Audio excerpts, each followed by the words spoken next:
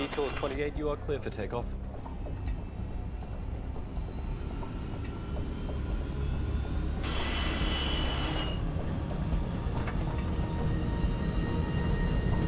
Knots. Stop! Don't hammer the brakes. Don't hammer the brakes. 137 people are on board this British Air Tours flight. Within minutes, nearly half of them will be dead. This should not really have happened. Evacuate! Evacuate! The aircraft didn't even get airborne. It didn't run off the runway, and yet still 55 people were killed.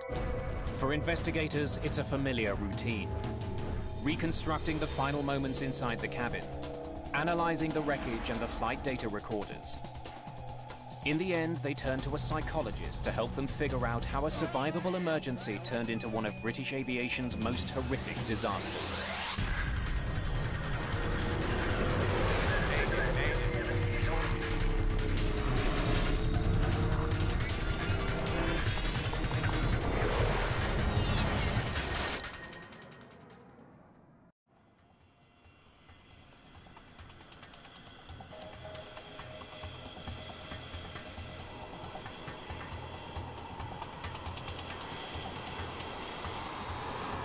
It's just before 6 in the morning on August the 22nd, 1985. Manchester's airport is coming to life. The first flights of the day are being prepped for departure. British Air Tours Flight 28 is scheduled to take 131 passengers from Manchester to the Greek island of Corfu. British Air Tours is a division of British Airways, specializing in low-cost flights to vacation destinations. It's a chilly morning. A slight breeze is blowing, ideal flying weather.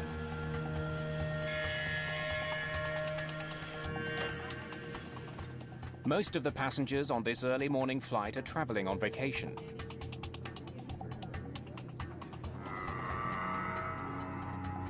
Lindsay Davis is heading to Greece with her boyfriend, Charlie Thixon. All right, let's go. We'd been going out with each other for a year, and that's one of the reasons we were so excited about it. You know, it was our first holiday together. Captain Peter Terrington is in command. I was the senior training captain on the fleet. First Officer Brian Love is being trained by Terrington. He was going to perform the takeoff and landing as part of his training. All right, Captain? Yep. Briefing then, Brian. Airfield emergencies, you handling the aircraft. Mm-hmm. What are the 4 things you're going to stop for? Fire, failure, configuration warning, or you shouting stop. Okay, so you bring the thing to a stop, and I'll take over the aircraft and leave you to deal with the emergency. I'll liaise with ATC, okay? If you've talked about the possibility of an emergency and talked over what you will do, then if it actually happens, it's easier to recall those items. Okay, Brian, start 2. Starting 2. Oil pressure rising. Okay, go on. 25, 26, 27, 28, 29. 129 plus 2 on board, Captain. All strapped in. Doors are closed and automatic. Thank you, Arthur. The crew is flying a Boeing 737.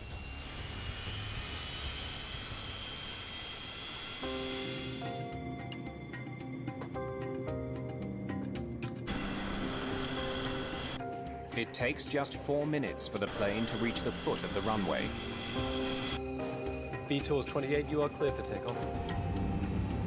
The 737 has 3,000 meters to get to takeoff speed. The engines are pushed to high power. I was sitting by the window, looking out of the window. Everything was normal. The plane was going quite fast.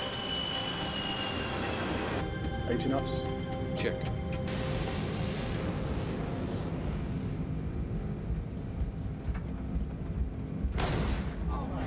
We heard a dull thud, which sounded as if it came from outside.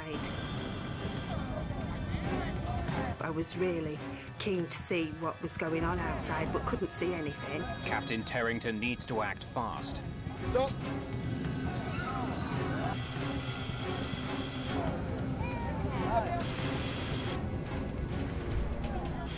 And the immediate reaction was to stop. We were quite a few knots below our decision speed, so I very quickly closed the throttles and applied reverse thrust. We could feel the aircraft slowing down, and Arthur said, "Oh, I think we've blown a tyre," and I didn't know, so we just waited to hear it. Don't hammer the brakes. Don't hammer the brakes. I thought the tyre might have gone and would cause damage to the undercarriage if we braked too strongly. Probably nothing. I wouldn't worry. And just assumed that maybe a tyre had burst, so I wasn't really alarmed at that point. My thought at that time was, oh, okay, we're going to get off this plane and probably have to move all the luggage onto another plane and take off.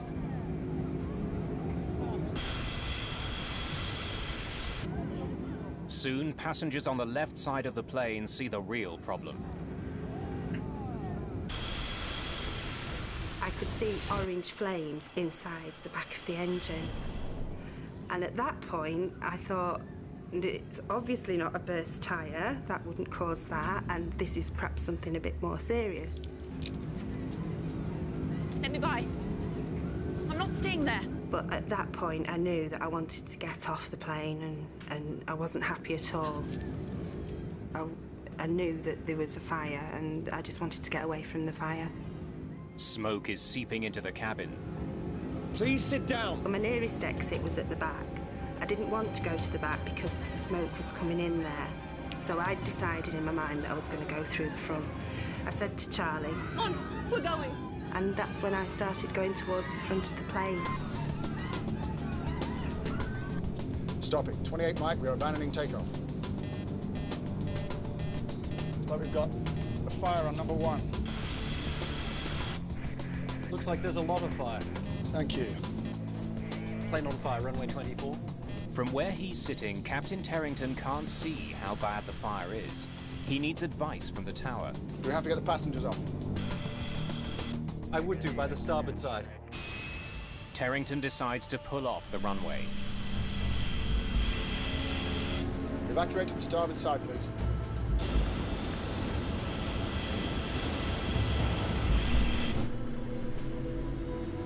Fire drill, engine number 1. Shutting down 2. Evacuate! Evacuate! Please stay calm! Before the flight crew leaves the cockpit, they must complete a 15-step checklist. Parking brake. Set. Speed brake lever. Down. But time is running out. We had an evacuation checklist, but it was 4 pages long, and the last item was to get the passengers off. Engine and APU fire warning switches. This didn't cover my problem at all. On the 737, there are 4 cabin doors. The 2 in the back are covered in flames and smoke, leaving only 2 for 137 people. Then, a mechanical problem eliminates one of those. Well, Arthur was opening one right, and it was really trying to open. It was really hard to open. The back of the cabin is filling with smoke. It's making breathing difficult. Passengers rush forward. It just seemed to go on forever before they started evacuating. And that's when I thought, I'm not going to get off, it's going to blow up with all of us on it. Engine and APU fire warning switches. Right now, all 137 people on board are alive. But with every second, their odds of surviving are decreasing. Flight 28 is becoming a death trap.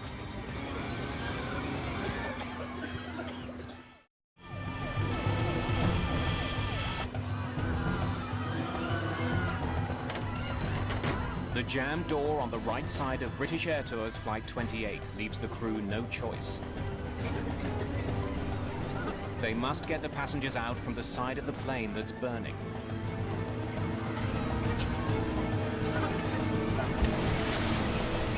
The soon as we opened the door, the fire service were already around, shooting foam up the slide that came into the galley floor. We wanted to start to evacuate the passengers, but there's a bit of a bottleneck and nobody was coming forward.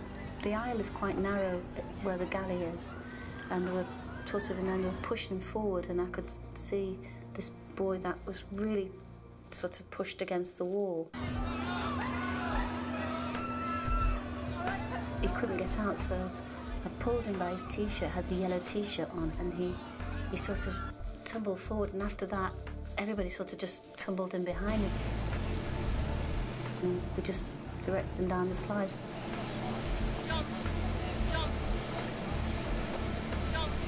In training, they tell you to, bring people to the door and you tell them to jump. Desperate to get people off the plane quickly, the purser returns to the jammed door. After several attempts, he manages to force it open. The only time I turned around was to make sure that Charlie was following me. See you out there?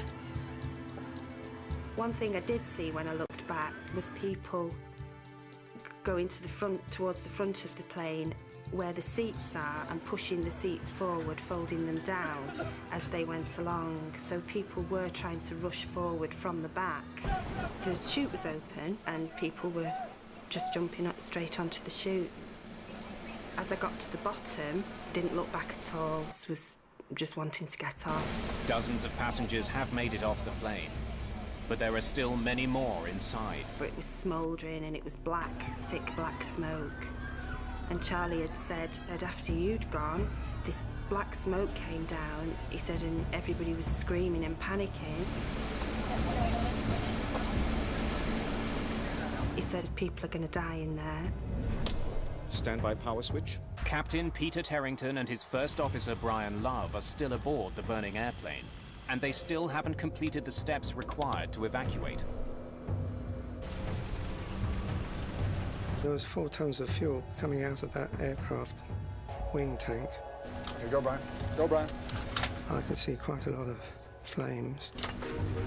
Completing the checklist would put their lives at risk. We did as many items as we could, and then we both went out of the flight deck window.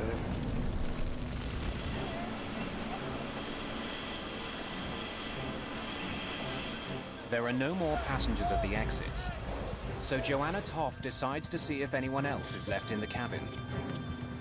And the smoke was you could touch it. It was so thick, and you could take it was awful, really. Go.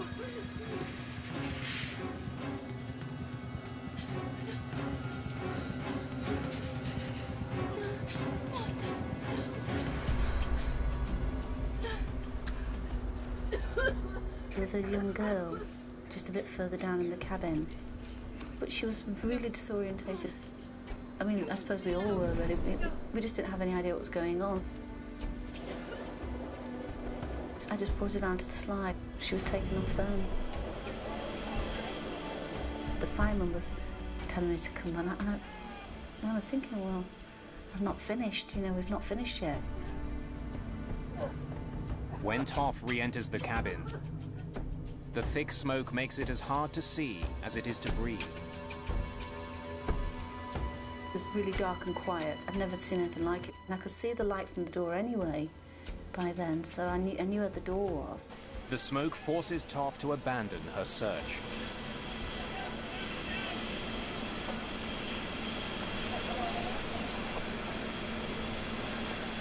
Just minutes after pulling off the runway, British Air Tours Flight 28 has been consumed by fire. We got out of a flight deck which was relatively intact, and when we turned round on the ground, we saw a complete wreck of an aircraft, and it had happened in a matter of seconds. It was dreadful. 54 people are dead. Another would die in hospital.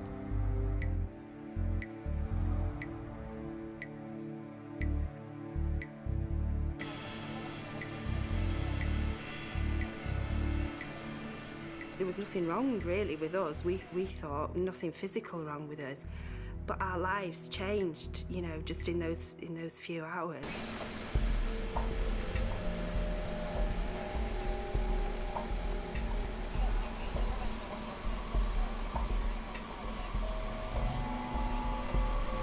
I couldn't breathe. I was virtually out the door, and I couldn't breathe then. The smoke was coming in and everybody just stood up and ran out. It was just a mad panic getting out. Because when the smoke came, you just couldn't see anything at all. Couldn't see anybody. It takes 125 firefighters more than 2 hours to put out the fire. News of the disaster soon spreads around the world. British Prime Minister Margaret Thatcher flies to Manchester to visit the scene. When we get a terrible air crash of this kind, everyone is appalled and shocked. Every single aspect of this accident will be thoroughly investigated. It has to be. This is the 4th major commercial air disaster of the year. In June of 1985, an Air India jet exploded over the Atlantic Ocean. 329 people were killed. Weeks later, 137 people died when a Delta Airlines flight crashed at Dallas-Fort Worth Airport. And just 10 days before the Manchester crash, the deadliest single aircraft accident in history. Japan Airlines Flight 123, a fully loaded 747, slammed into a mountain, killing 520 people.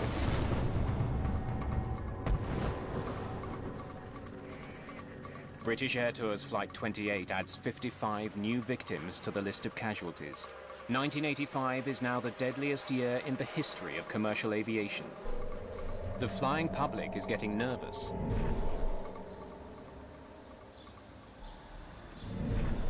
Britain's Air Accidents Investigation Branch sends a team to Manchester to unravel the events that led to the catastrophe. Among them, Stephen Moss. He'll be inspecting the plane's engines.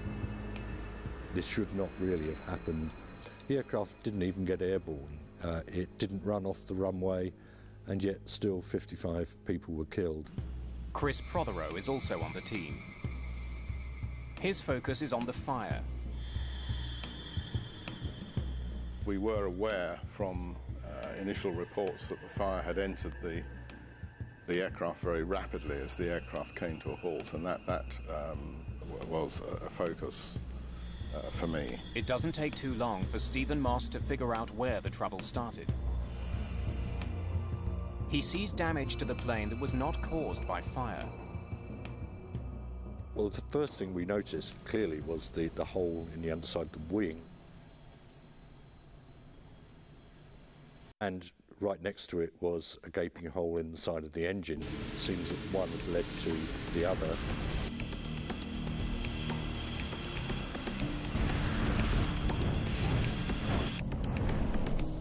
To get a plane loaded with passengers off the ground, you need to generate massive thrust. That power is created when air travels through the front of the engine to a series of compressor fans. It's then ignited, and the exhaust pushes the plane forward. Something had clearly gone very wrong with Flight 28's left engine.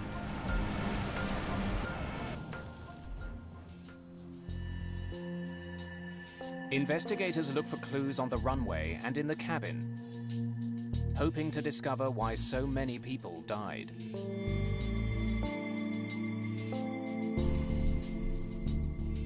Entering the cabin for the first time, there was as with all aircraft fires, there's an overwhelming and pungent smell.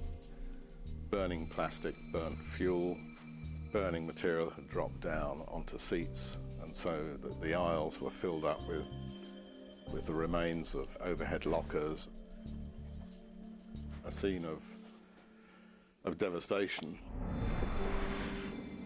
The damage in the cabin is revealing.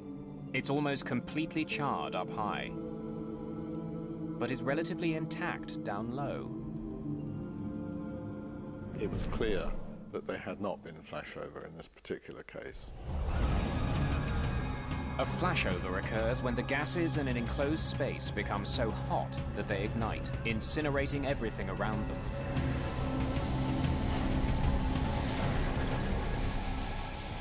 The way Flight 28's cabin is charred tells Prothero about the nature of the fire.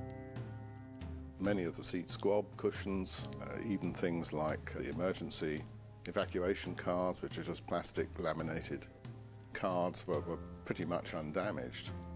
You could have wiped them off and put them on another aircraft and nobody would have known they'd been in this accident, whereas at the upper levels in the fuselage there was a great deal of heat damage, and this is not a characteristic of a flashover.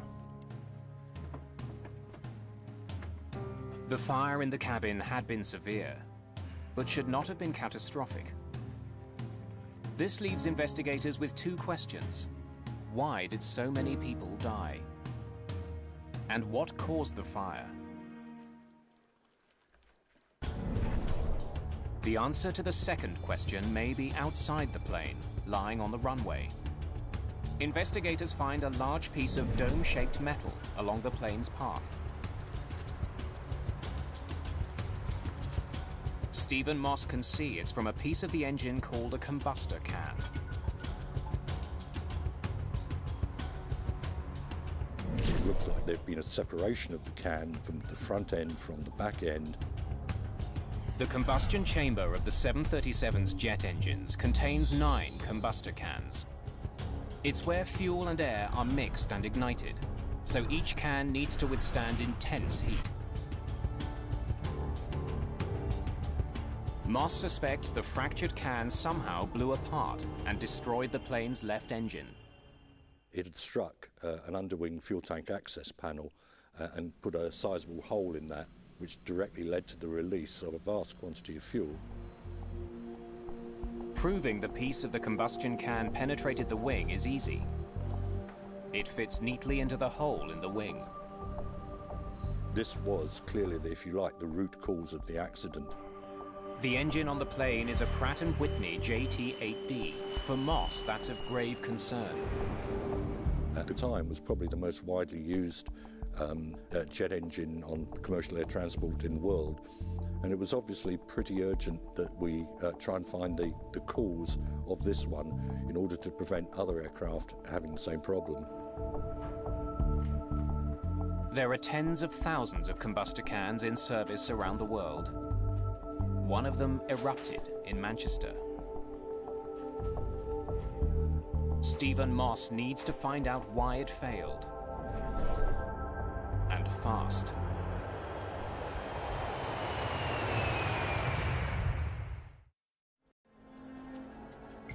Investigators looking into the deadly fire on board British Air Tours Flight 28 study the plane's maintenance log. They discover the combustor can that ruptured had previously been repaired. We needed to look at that repair and how effective it was. During a routine inspection a year and a half earlier, mechanics had found small cracks in some of the combustor cans.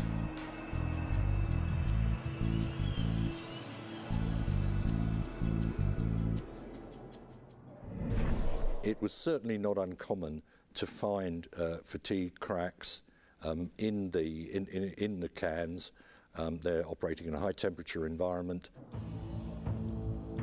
The manuals give various schemes for repairing these cracks.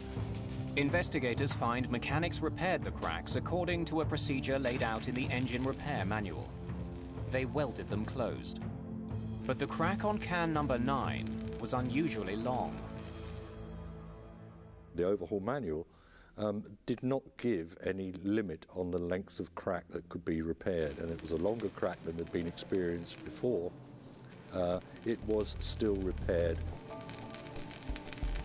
After the repaired cans were put back in the engine, mechanics had no way of knowing the weld didn't effectively seal the crack. That's because the cans can't be inspected while the engine is on the plane. Since the repair, there were 11 reports of slow acceleration from the engine that exploded in Manchester. A damaged combustor can could have been a reason for the problem. But troubleshooting guides available to mechanics in Manchester didn't list that as a potential cause. Instead, Pratt & Whitney offered other ways to fix the acceleration problem. It didn't seem to ring any great alarm bells with them, if you like. They'd seen it before, and it had never turned out to be anything serious. So mechanics in Manchester made minor adjustments to fix the plane's idle speed and kept the plane in operation. Cockpit voice recordings revealed that the crew of Flight 28 was aware there was a problem with slow acceleration. Slow acceleration on #1 engine the day before yesterday. I was on the flight, yes, sir.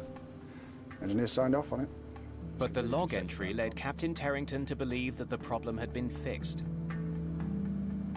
A comment in the tech log for the flight before the last one, that the engine was slow in accelerating. It wasn't apparent as a serious problem because the engineers had done some work and the aircraft had been flying the previous day with no problems. The idle speed adjustments didn't fix the real problem, the cracked combustor can. And it reached the breaking point on Flight 28. Stopping. 28 Mike, we are abandoning takeoff. Evacuate! Evacuate! Please stay calm and don't panic. If the airline had inspected the cans, I think there is no doubt that they would have seen the problem. Investigators now know the origins of the Manchester disaster. The welded crack in combustor can number 9 gave way as Flight 28 sped down the runway. The front of the can was ejected from the engine and put a hole in the underside of the left wing. That led to a huge fuel leak onto the damaged engine, which caused the fire. Engine fires are not uncommon. The body of a 737 is insulated with fire-retardant material to protect the cabin. Investigators still don't understand how a fire outside the plane spread into the cabin as quickly as it did.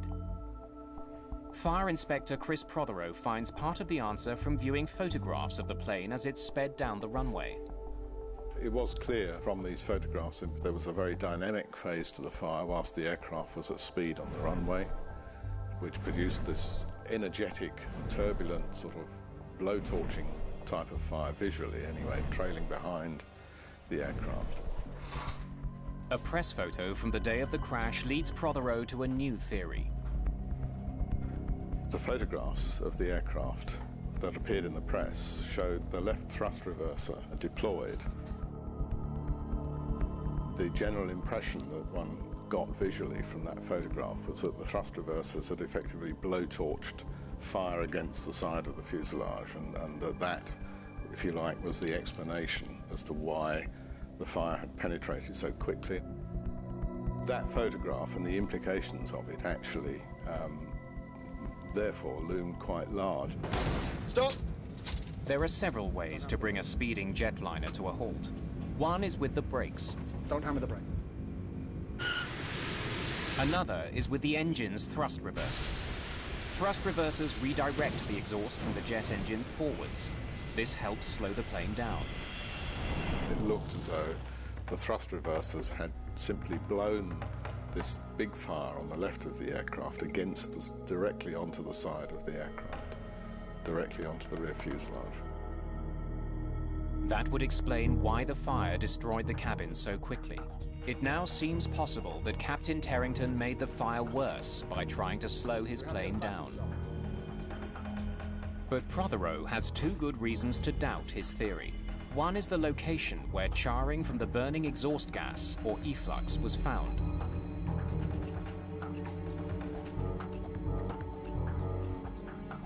The efflux impinges on the fuselage further up, closer to the roof, the crown skins of the aircraft. So actually, the penetration that we had low down did not fit with that. And the other reason is, by the time the thrust reversers were deployed, the left engine had already exploded. But to act as a blowtorch, the engine would have needed considerable exhaust. We did calculations to confirm that the residual thrust from that engine would not have had the energy to have this effect. That confirmed that the thrust reversers couldn't actually have played any role, or significant role anyway, in the fire's severity. Clearly, something other than the thrusters had caused the fire to spread so quickly. Prothero looks more closely at the data. After examining weather reports from the day of the accident, he finds the answer.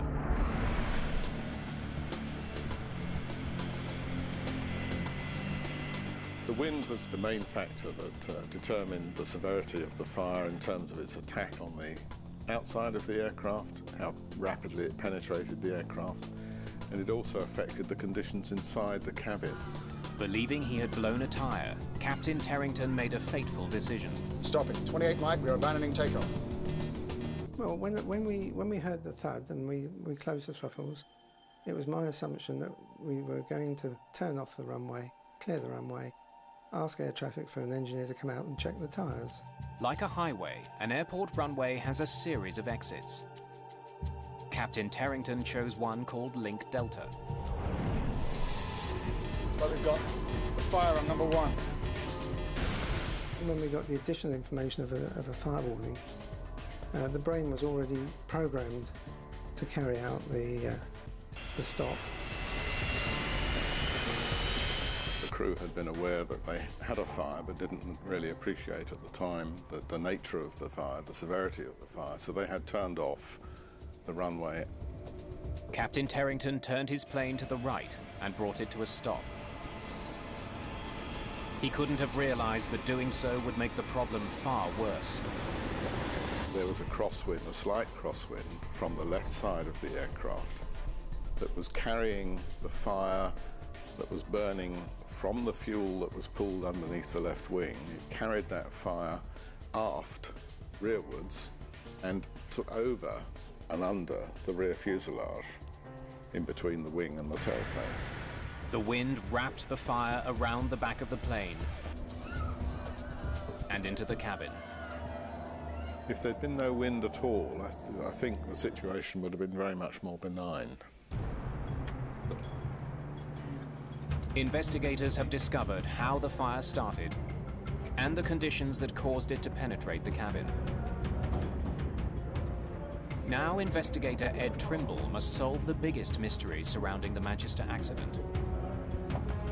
Here we had an aircraft which had aborted the takeoff for good reason. It had taxied off and stopped in a taxiway in an expeditious manner, and yet 55 people had lost their lives. So there was a big question as to precisely why that had occurred. Investigators learned that most of the dead were not found in the worst burned parts of the plane. Autopsies will point to the real killer on Flight 28.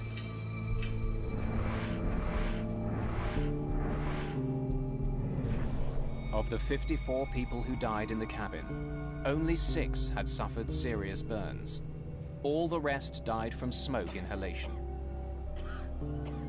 It seems the smoke in the cabin was particularly lethal. Survivors tell investigators that the smoke was unbearable. The smoke was really black, and it was almost touching. It was really weird. And they say the effect of that was shocking.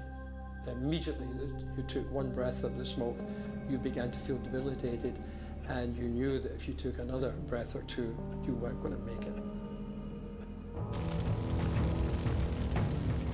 At the time of the Manchester accident, the effects of fire on an airplane had been well studied and understood, but the effects of smoke were not. To figure out what made the smoke so toxic, Trimble decides to recreate the fire that burned on Flight 28. We were trying to model not only the gases which were produced, but also the kind of threat levels which were produced. The smoke that filled the plane was from materials burning inside the cabin. The foam in the seats, the wool in the carpets, and the plastic overhead bins all release poisonous fumes. Those conditions are recreated by burning those same materials. Trimble discovers the passengers on Flight 28 inhaled smoke that contained a deadly blend of poisonous gases, including high levels of carbon monoxide and hydrogen cyanide. Now he desperately needs to find out if there's any way to protect airline passengers from that kind of smoke. So it seemed to me pretty clear that unless we could protect people's respiratory systems from the assault from such combustion gases, there was little that we could do to improve survival chances from aircraft fires.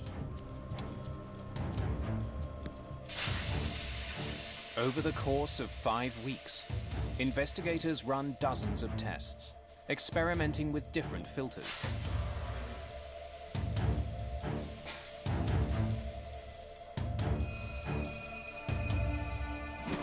They burn nearly 1/4 ton of material to create the necessary smoke. Their dramatic conclusion: it may have been possible to save passengers' lives. There was not the slightest doubt in my mind that in these situations, in an aircraft cabin, if it is being assaulted by combustion gases, your chances of survival are vastly improved if you have smoke hood protection. British Air Tours Flight 28 had only enough smoke hoods for the crew. They were never used. Trimble's research indicates that smoke hoods for passengers could have saved lives. There were hoods available, both of the filter type and the breathable gas type, which can provide a very high level of protection to people in these circumstances.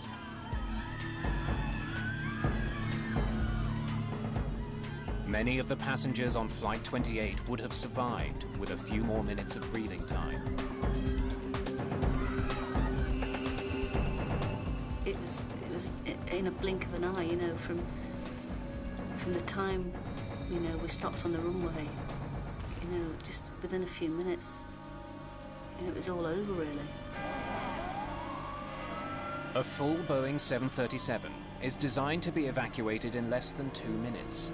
So even without additional time, more of the passengers on Flight 28 should have been able to get off. To discover why so many people never made it off the plane, investigators turned to an unlikely source for the answer.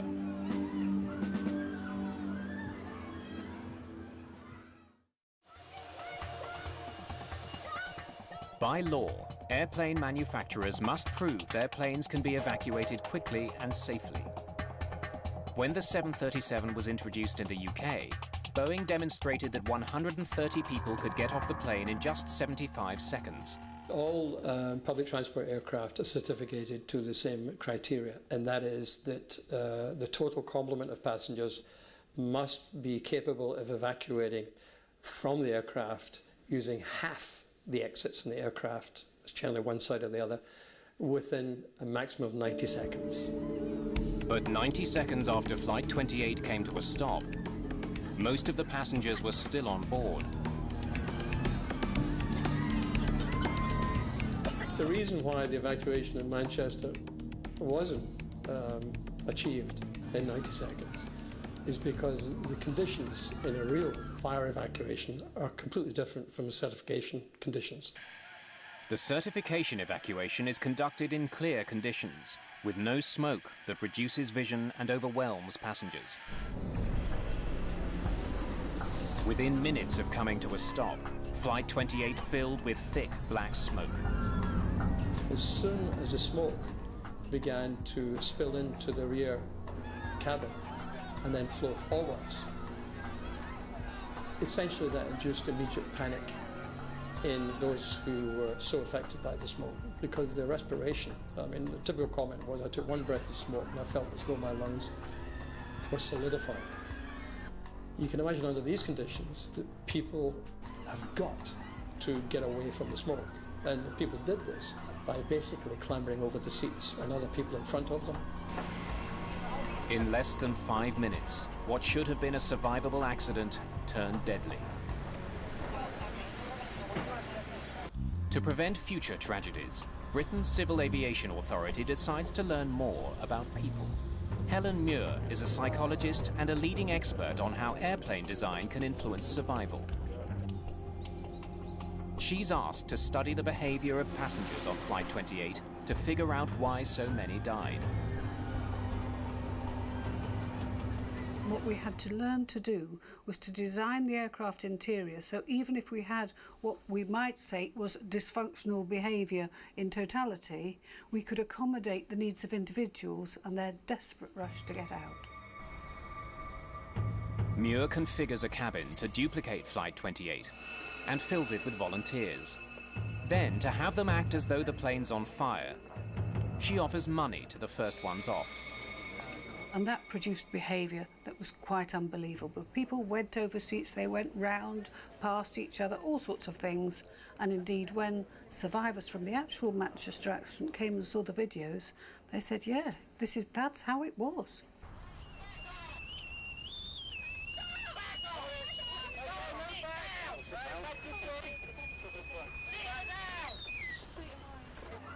The evacuation of Flight 28 was slowed by the fact that passengers became jammed in the bulkhead opening separating the main cabin from the galley. Investigators discover the logjam was created by the design of the Boeing 737. The bulkhead opening was 22.5 inches wide, just enough for one person to fit through. But what they wanted to know was how much wider would they have to make it for people not to get stopped and blocked. We were trying to do as much as we could to recreate the situation which had happened at Manchester and then to systematically vary the aircraft interior to see what changes would improve the situation for passengers. Muir's tests showed the narrow bulkhead opening created bottlenecks that flight attendants had to constantly clear. Increasing the width to 30 inches greatly improved the movement of passengers.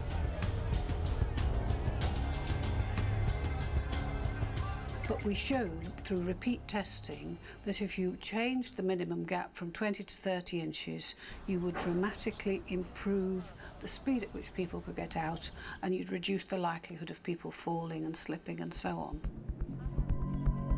As a result of Helen Muir's work, a recommendation was made to increase the space between the bulkhead walls to 30 inches and introduce strip lighting to help guide passengers to exits even when they are blinded by smoke. Muir also found a way to improve cabin safety without redesigning the cabin. Please sit down. She conducted research on the behavior of the cabin crew in emergencies and found that passengers get off a plane much faster with a highly assertive crew.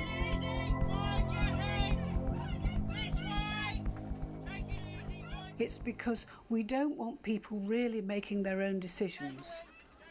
We want people to do exactly what the cabin crew or the procedures state, and we don't want people hesitating, particularly at the door. Helen Muir's research prompted manufacturers to redesign cabins to make them safer. But one safety feature remains controversial: smoke hoods. Ed Trimble believes they should be mandatory on all commercial flights. Without a doubt. Without a doubt. Helen Muir is less convinced. She's studied how smoke hoods affect passenger behavior and is worried they would slow down the orderly evacuation of an airplane. We know you've only got literally 1.5 to 2 minutes for everybody to get out. What we don't want to have is something which is difficult to put on, and so it slows people getting down. The most important lesson of British Air Tour's Flight 28 is that seconds matter. It's now universally accepted that it takes 90 seconds from the first sign of fire before it becomes unsurvivable. The passengers on Flight 28 lost valuable time when the starboard side door jammed. The investigators determined that the slide mechanism deployed too early, preventing the door from opening. There was a flaw that led the slide container's lid to jam if the door is opened too quickly. After the Manchester accident, Boeing quickly redesigned the system so that couldn't happen. But the recommendations made by the AAIB weren't adopted quickly enough to save lives 6 years later. In 1991, a Boeing 737 slammed into another plane on the runway in Los Angeles and caught fire. Many of the 22 people who died were overcome by smoke before they could get out. But in 2005, the crash of an Air France jet in Toronto showed how much has changed since the Manchester accident. All 309 people got off that plane in just 90 seconds. No one died. Some major changes to commercial airliners All right, the door's open. came about because of a flight that never left the ground. That's the only way I can resolve it, with the death of 55 of my passengers.